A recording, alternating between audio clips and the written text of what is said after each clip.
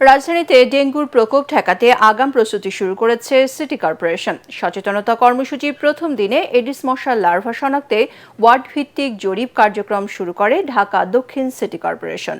অন্যদিকে ১০০টি স্থানে ডেঙ্গু সচেতনতায় বিভিন্ন কর্মসূচি পালনের ঘোষণা দেয় উত্তর সিটি কর্পোরেশন।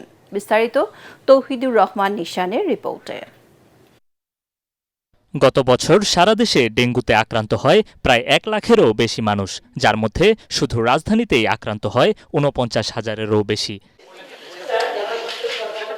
এবছর বর্ষা মৌসুম আসার আগে ডেঙ্গু ও চিকনগুনিয়া প্রতিরোধে ৮ দিনব্যাপী এডিস মশার লার্ভা জরিপ কার্যক্রম শুরু করে ঢাকা দক্ষিণ সিটি কর্পোরেশন। রোববার ওয়ার্ড ভিত্তিক এই জরিপের উদ্বোধন করেন ঢাকা দক্ষিণ সিটির প্রশাসক আব্দুস সালাম।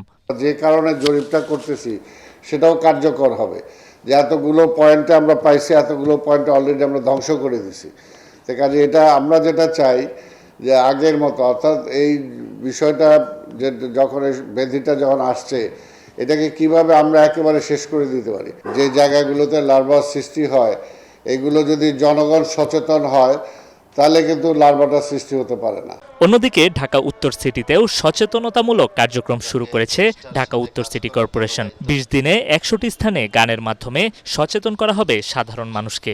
এডিস মশা নিয়ন্ত্রণ ও ডেঙ্গু মোকাবেলায় ঢাকা উত্তর সিটি কর্পোরেশনের ভ্রাম্যমাণ জনসচেতনতা কর্মসূচির উদ্বোধন করেন উত্তর সিটির প্রশাসক শফিকুল ইসলাম।